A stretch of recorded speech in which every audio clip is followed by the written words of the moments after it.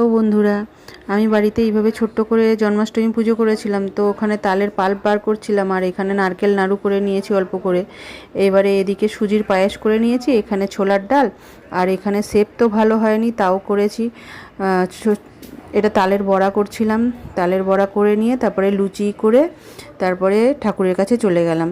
এবার ঠাকুরের ঘরটা আগে থেকে পরিষ্কার করে রেখেছিল আমার বড় মেয়ে। আমি এভাবে ছোট করেই দিলাম পুজো করে। ছোট বাচ্চাকে নিয়ে তো পারা যায় না, এইভাবে ওকে নিয়ে যেভাবে পেরেছি এইভাবেই দিয়েছি।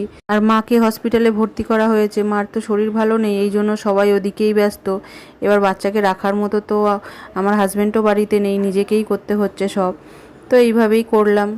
জন্মাষ্টমীর দিন এই সব ভোগে দিয়েছিলাম গোপালকে। আর তার পরের দিন নন্দোৎসবের দিন বানিয়েছিলাম পোলাও, আলুর দম, পনির আর সন্দেশ মাখা, আর ফল মিষ্টি এইগুলো দিয়ে গোপালকে ভোগ দিয়েছি।